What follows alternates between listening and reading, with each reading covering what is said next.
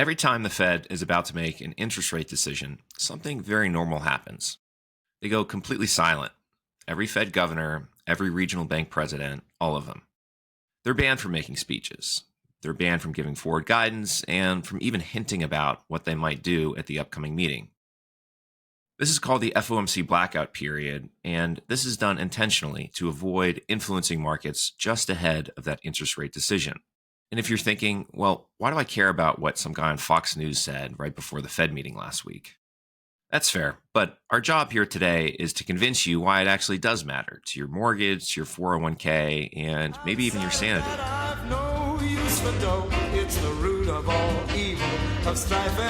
Yeah, right. And then they disappear, sort of like at the Vatican, they're trying to choose a pope or something. They disappear and you don't know what's going on. Well, I guess if the Vatican decided and then they issued some meeting minutes afterwards. Other than that, though, it's silent right before it. So yeah, that's pretty much what the Fed does. They're silent every time. Except this time, somebody else absolutely was not silent. And this certain someone, we've talked about them before, but according to everyone in Washington and in markets themselves, he's now seen as the frontrunner to be chosen as the next Fed chair early next year. And he was, and he was out there every day or something? He was out there a lot. He was not trying to make it a secret about how he really feels and how he feels about what the Fed should be doing. So this is who we all know and love. This is Kevin Hassett. And while Powell said nothing, as he was required to, Hassett delivered something like what people are calling shadow forward guidance. Not the normal kind, but behind the scenes, shadowy guidance. So the question that we want to talk about today is that what happens when the institution that controls monetary policy goes dark, but someone who might run it next year steps in to fill that silence? Why is like the black, even just before they begin, like why is the blackout rule important? Like why do you think it's like why is it even there to begin with? The blackout period exists simply because every word from the Fed moves markets. We've seen this happen over and over. Every press conference, every meeting minutes statement, the individual words are picked apart so carefully, trying to just glean some sort of new information about what the central bank's going to be doing. Looking at those single hot phrases like being data dependent, the one about inflation we all know and love, about it being transitory, any kind of just small shift in tone even from the Fed just can have major impacts on markets and asset pricing in general. Okay. And this is just for the governors? And there's like future governors, if there is such a thing, can they talk? But that's the whole loophole. It only applies to people at the Fed. So we're at this strange time right now where everyone knows the current Fed chair's term is coming to an end soon, May of next year. So everyone's kind of believing that Hassett's going to be the pick. So that's why it was so important over this past week, just ahead of the meeting. He really stepped up and was really explicit about doing everything that the Fed blackout period tells you exactly not to do. All right, and you're saying, did they listen to him? I mean, when he goes out there and talks, do you think the market really took it to heart? Was he moving markets basically? And then what interviews was he doing? That's kind of the point of debate right now. So the stakes weren't really that super high right now because for this meeting at least, it was already pretty well understood what the Fed was going to do. So he didn't move markets that much because that was his position as well. He wants to cut more, but he was just kind of being more explicit in that, yes, the Fed is going to cut. We need more interest rate cuts. We need lower rates overall across the economy, and here's why. He was just really hammering that point home a little bit harder. So it's not that maybe he didn't necessarily move the markets, but he reinforced the ongoing narrative that was going on at that point. The other big part about the Fed in general is their forward guidance, not only what they just did, but what they're going to do. And usually that's almost entirely within the purview of the chair during each meeting's press conference afterwards. They really set the tone for that intermeeting period, everything that's going to happen over that time, the direction that the Fed is in. But it didn't really seem quite as important this time. Powell's press conference, in his typical Fed fashion, was very vague, quite evasive at some points, but that's really not all that new. But Hassett, he was really the total opposite. So what are you expecting for the meeting next week? And what do you believe the Fed should be focused on right now? Right. Well, yeah, thanks again for having me back, Maria. The thing is that the data are missing a little bit, right? Because of the government shutdown, we went a couple of months without the kind of data that policymakers in the White House and policymakers at the Fed want to see to make sure that they've got a real strong handle on what's going on. We've seen some anecdotal reports, like through the ADP releases, that the job market might be weakening. At the same time, industrial production's at an all-time high. We've got GDP growth in the fours for the last 2 quarters. And so, our expectation is that the government shutdown had a bigger negative effect on the economy than we expected, but we're going to have a bigger rebound in the first quarter. Against that backdrop, it's a good time for the Fed to cautiously reduce rates again, and that's what I expect that they're going to do. So right off, he affirms pretty strongly, yeah, that's what the Fed is going to do. We've got this shutdown noise, but they're going to cut rates. How do people take that? I don't know. It doesn't seem too bad. I mean, he does, the way he kind of presents himself, to me anyway, here is like an outsider trying to predict what the Fed is going to do. So one of the other points I wanted to raise real quick in this interview are really his high-level view about the economy, like where we are today, contextualize it to some other periods in recent history, and just see what his thoughts are on that. It's also because this is a point that came up during Powell's press conference as well a couple of times, so I wanted to paint that contrast. That there's a lot of good news in the AI space. And I would say that the best news is the way to think about what AI and its agents can do is that they can act as if they're like the best coach you ever had for whatever job you have. And so while you're trying to figure out how do I make my boss happy, how do I do what it takes to make the firm successful, it's like you've got a coach right there with you every step of the way. And so we're seeing that, first of all, the coach is good at, you don't have to, learn a new software code, a new programming language to get this to happen. You've got a coach right there helping you be productive. Now, the second thing that we're seeing is that because of the really big increase in productivity, I think we could be looking at a 4% productivity increase next year, given how much acceleration there is in AI. Then what happens is that workers are able to produce as much stuff as the firm needs without having to hire a whole bunch of new people. And so we're seeing that recent college graduates are feeling stressed right now. But our expectation is that this is something that's going to work out quickly. The AI economy is moving much faster than the dot-com economy of the 90s. And the coaches that AI is producing are going to help make a lot of productive workers a heck of a lot of money. And the bottom line is that we're seeing that real wage growth is really high again this year after being down $3,000 during the Biden administration. And so all this productivity is putting more money in people's pockets. So the real point there is this emphasis on productivity increase. This is not something that people have talked about as one of these core considerations when talking about economic growth, really since the 1990s, ahead of the dot-com boom. And so that's one of these common threads that starts coming out through some of these later interviews, and again, as well as during Powell's press conference.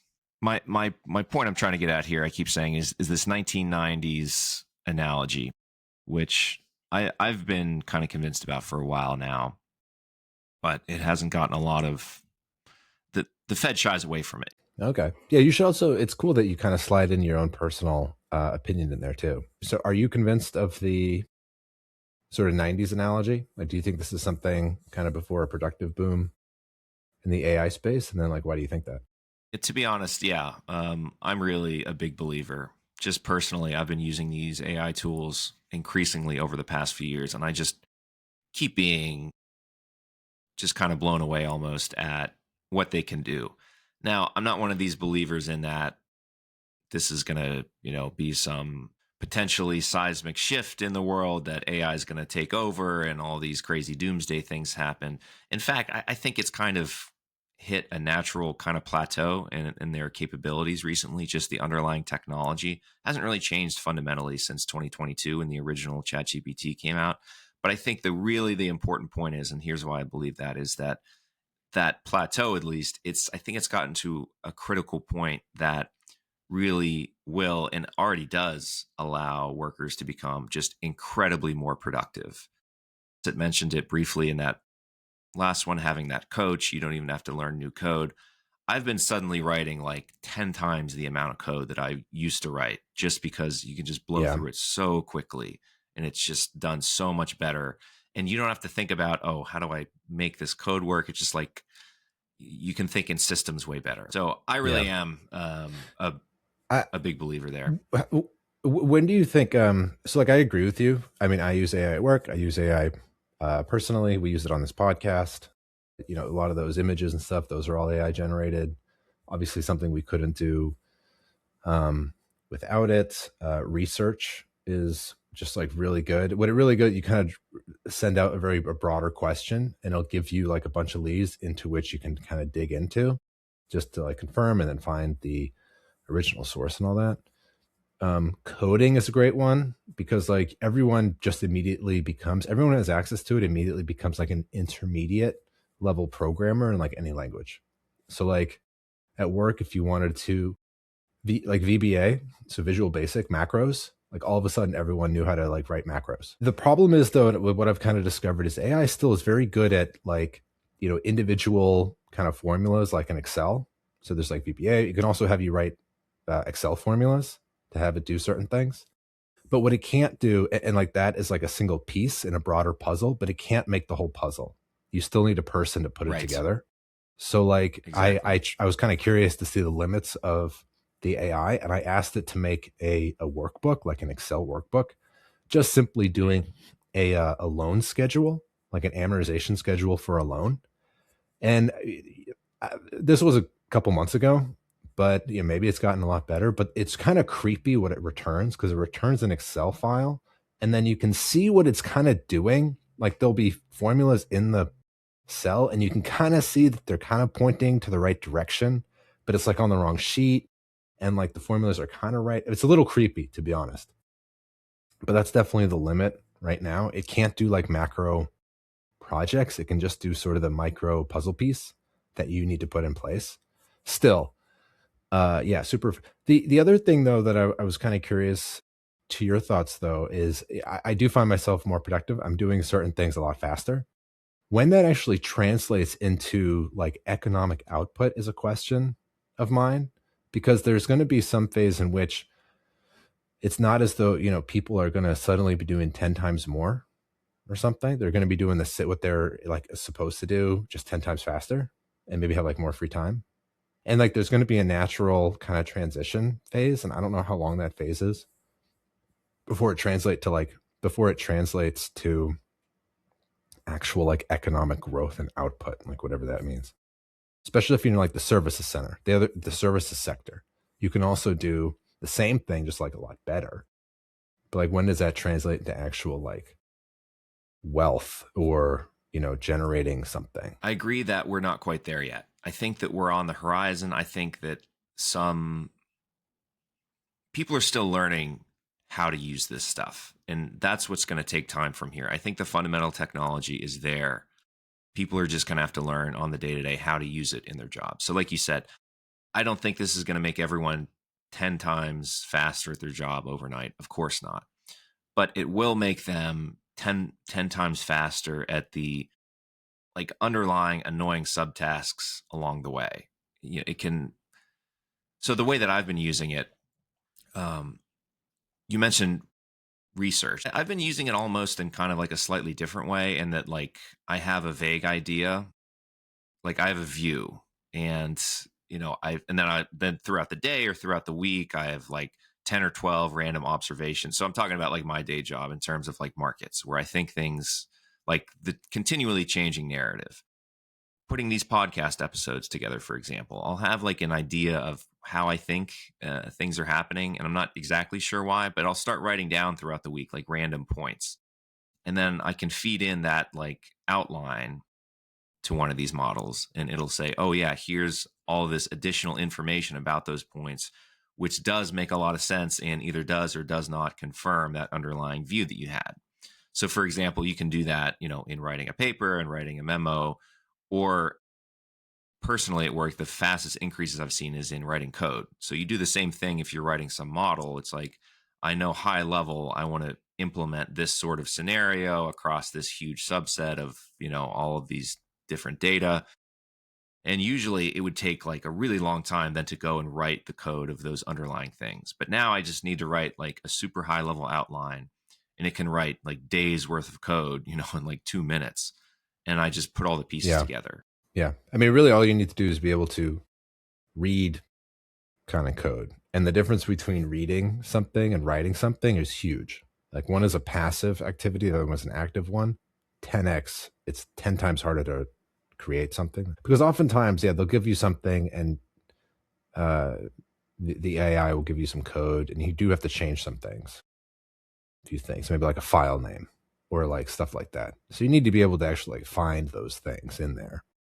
But if you were just asked from scratch to write code syntactically perfectly, it's way harder to do that than it is just to sit there and like read it. Yeah, you just need to tell it very precisely what you need it to do, maybe multiple times, but then if each kind of task you give it gives you 200 lines of code, like, that would have taken me way longer to do that. So I think people aren't going to be 10 times faster at their jobs. Maybe they'll be, 2.5 times faster or something like that. Because it's still up to the person to aggregate, to check and to fit all the pieces together of all this AI output that is done 10 or 100 times faster. I think we're just at the early stages of seeing that happen. All the tools are there, everything's ready.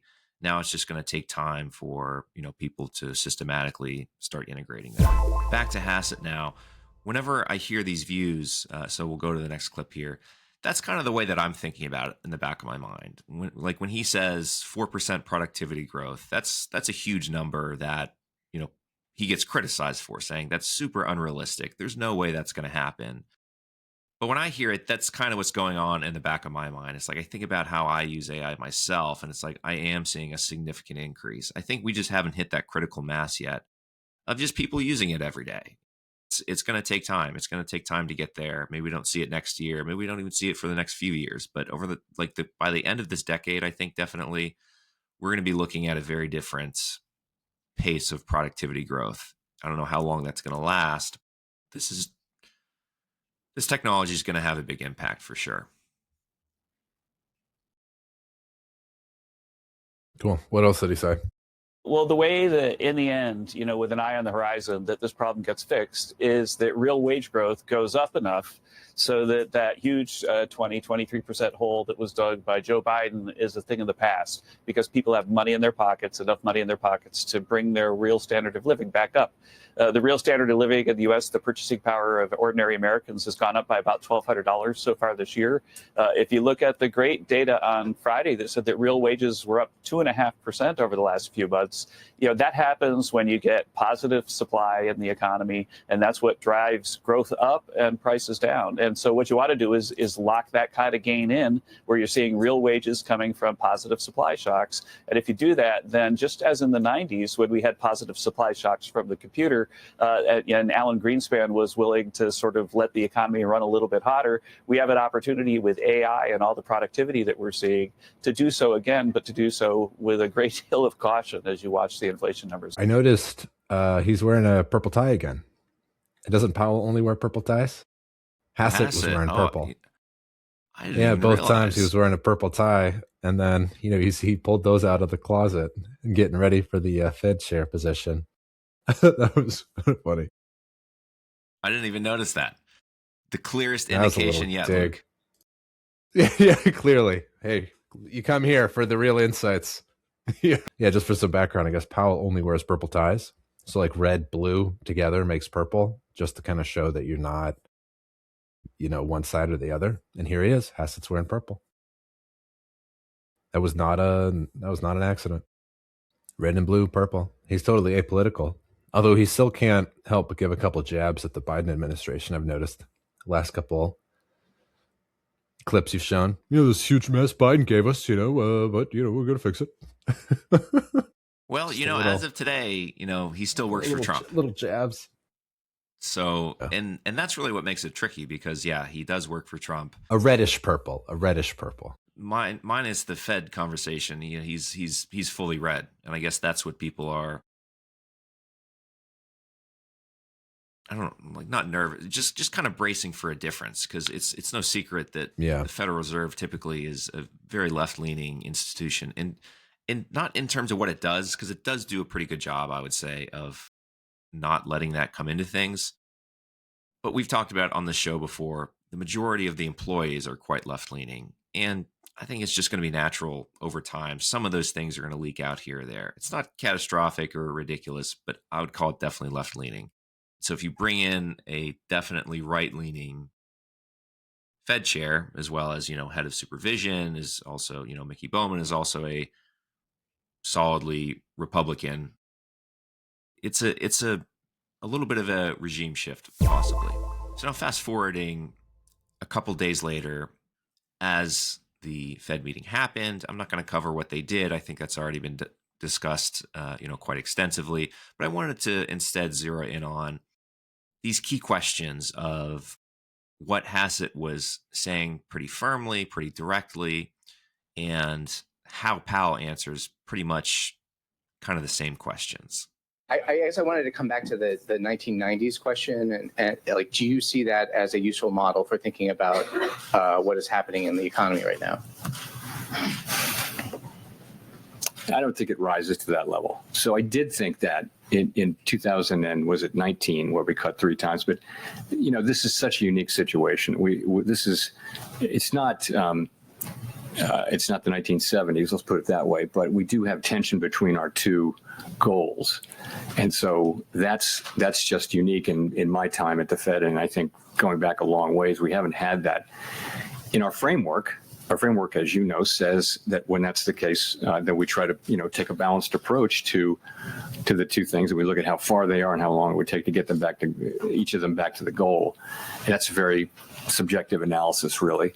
But it just tells you you've got to, and I think ultimately what it says is when they're broadly equally threatened or equally at risk, you should be kind of neutral. Because if you're either accommodative or tight, you're favoring one or the other goal. And so we've been sort of moving in the direction of neutral. Now we're in the range of neutral. We're in the high end of the range of neutral, I would say. And that's what we're doing now. It so happened that we've cut 3 times. That we haven't made any decision about January, but as I've said, we think we're well positioned to wait and see how the economy performs. Edward. All right. So to me, there's a pretty stark difference in communications there. They asked Hassett his views. The economy is going to be doing really well. In fact, it could look a lot like the 1990s scenario where there was strong organic economic growth, which allowed the Fed to kind of go back and forth between rate cuts and rate hikes. They didn't have to cut all the way to zero because things were so weak and then wait there. They cut a little bit, then things got better, and then they raised rates a little bit. And so that's kind of the underlying question there. Is today starting to look a little more like that?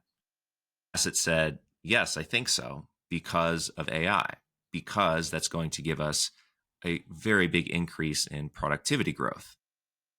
When they asked Powell the same question, he kind of gave the perfect central banker answer. He talked for about 2 minutes and really said nothing. Yeah, well, sometimes Yeah. I thought in 2019 maybe, but not today because, the dual mandate, it's on two sides, maybe the labor market a little.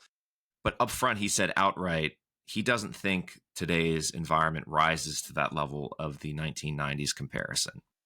He didn't really say why. Then he just started saying that we don't know what we're going to do with rates next. The labor market's challenged. Inflation's an issue.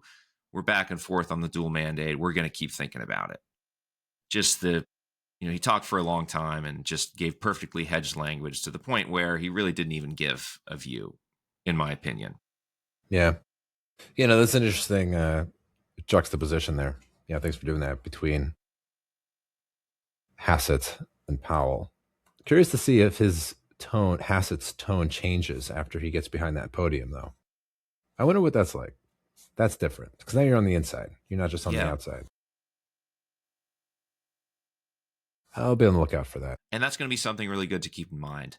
I think, though, if you sit down and watch these whole interviews that he does, these like the total 20 minutes on these Fox News shows or whatever every other day, Hassett? he does speak like a central banker. Yeah, I would say so. He can, yeah, he can turn it on. Moran, that guy, Moran does not. Myron. He's that young buck. He's only like 40 years old. Powell's over 70. Oh, man. He's got a whole generation. Powell's got a nice behind full him head of hair though on the 40-year-old. But that is a great point. Hassett clearly does have that ability in the way that it doesn't seem that Myron does just yet. That's also going to be interesting, though, in January, not to divert too much, but Myron's seat on the Fed ends next month. And so that's the other big question that's going to happen before before the next Fed chair is installed. Is Myron going to be renamed, to that seat for 14 years? Or is, Trump has the decision to just pick someone totally different? What do you think he's going to do, Luke? Jesus. Yeah. Oh, man. I don't know. I mean, you follow this stuff a lot more. Yeah, I couldn't even pronounce the guy's name. You obviously follow this a lot closer than I do. But I don't know. It's a coin toss to me. I don't know. Sure. He likes the well. So what did kind of the recent Fed decision that there were a couple dissenting views? One, there were like three. And to have any is still somewhat rare. Have three. I think Myron and Mickey, they both wanted 2 cuts. Is that right? I think there were 2 that wanted 2 cuts, right? No, it was just Myron that wanted 2 cuts.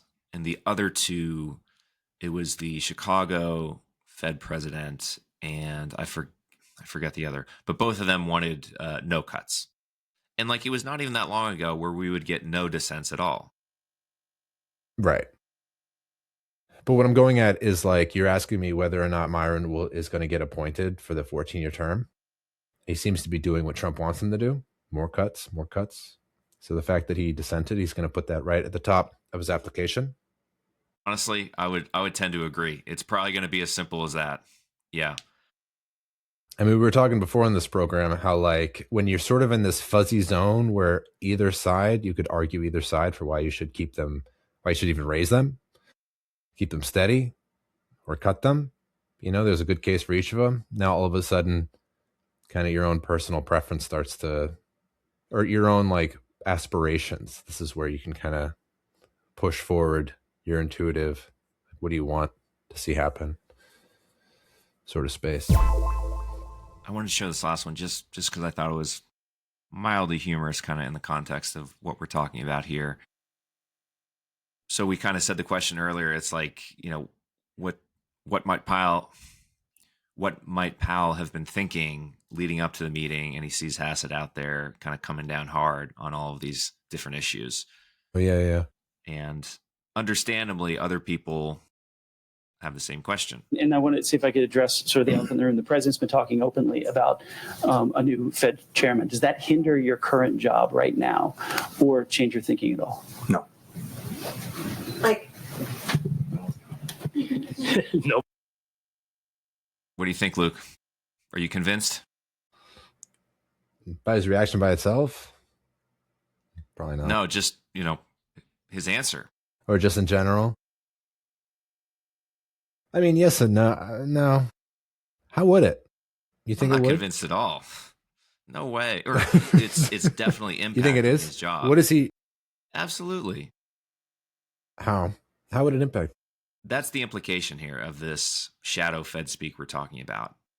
People might be paying more attention to the new guy that's not even here yet. Oh, I see what you mean. Yeah, in that sense, it's probably a factor in when he's calculating stuff, when he's trying to decide what to do or something, and he's got to take into account now what the next Fed chair is out there saying and talking about. Because managing monetary policy is more than just the next FOMC thing. You got to start looking at curves that are 2, 3, 10 years long.